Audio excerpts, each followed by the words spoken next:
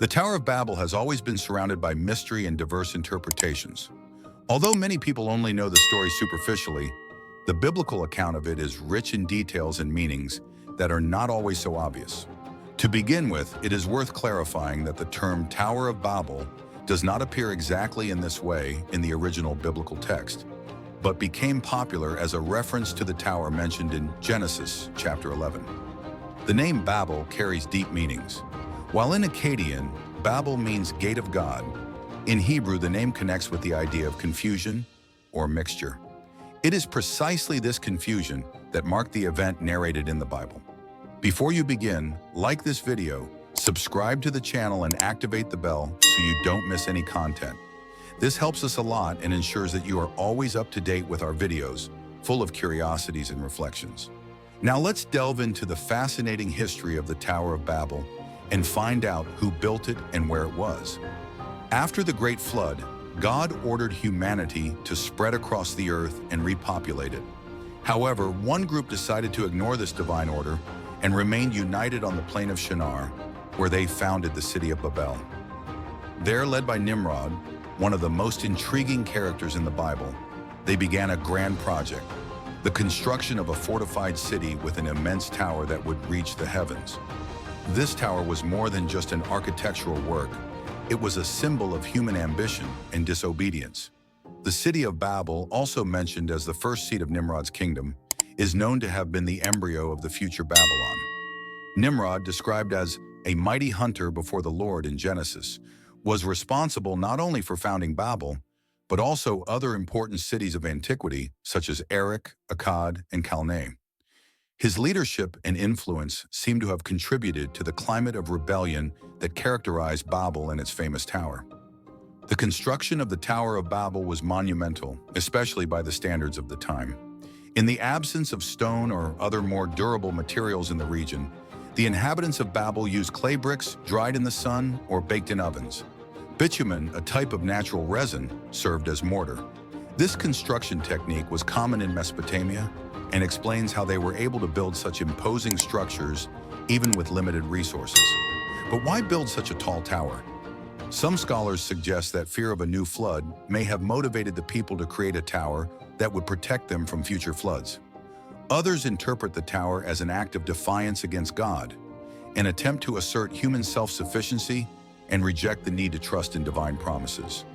In Genesis chapter 9, God had promised that he would never again destroy the earth with a flood, but distrust seems to have prevailed among the inhabitants of Babel.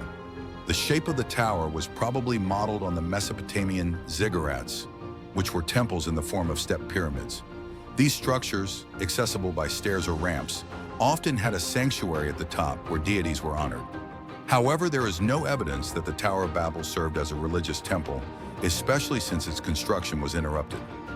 A fascinating curiosity about the Tower of Babel is related to its possible influence on the religious architecture of different cultures.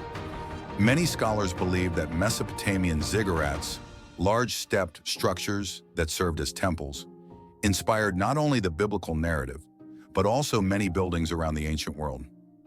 These ziggurats, such as the famous Etemenanki in Babylon, had a sacred purpose and also symbolized the connection between heaven and earth. In addition, historical accounts suggest that the concept of the Tower of Babel may have influenced the idea of building grandiose monuments in search of immortality, such as the Egyptian pyramids or even Mayan and Aztec temples.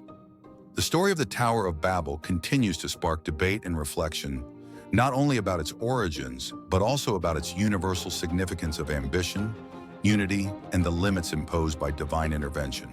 When God saw the city and the tower that the men were building, he decided to intervene. In Genesis chapter 11, verse 5, there is an anthropomorphic element in the narrative. God came down to see what was happening. Noticing the determination of those people, he declared that nothing would be impossible for them if they remained united in their ambition. Then God confused their languages, making communication between them impossible, which resulted in the dispersion of the peoples across the earth. This moment marks the beginning of the linguistic and cultural diversity that we know today. Until then, everyone spoke a single language, but the confusion of languages created barriers that forced the groups to separate and spread out. This dispersion also gave rise to new cultures and civilizations in different parts of the world. Where exactly was the Tower of Babel? Although there is no consensus, most scholars believe that it was located in the region of ancient Babylon, in Mesopotamia, near present-day Iraq. Some traditions suggest that the tower may have been the Temple of Naboth, about 10 miles south of Babylon. Others point to Etemenanke, known as the House of the Foundation of Heaven and Earth. Etemenanke was a step tower that reached about 100 meters in height and was dedicated to the god Marduk. This structure was destroyed by Xerxes, and its remains were later removed, leaving only a crater. Some still maintain that the tower was located west of Baghdad, but this hypothesis is less accepted due to the lack of concrete historical evidence. Another Jewish tradition claims that God sent fire from heaven to completely consume the tower, including its foundations. Still others say that it was knocked down by strong winds, leaving no trace of its existence. Regardless of the theory, the exact location of the Tower of Babel remains a fascinating mystery. The history of the Tower of Babel goes beyond its location or physical structure. It is a powerful symbol of human hubris and the rejection of divine commands. The tower represents man's attempt to achieve the impossible by his own strength, ignoring God's will. The biblical narrative teaches an important lesson. Disobedience to God and the unbridled search for power leads to chaos and destruction.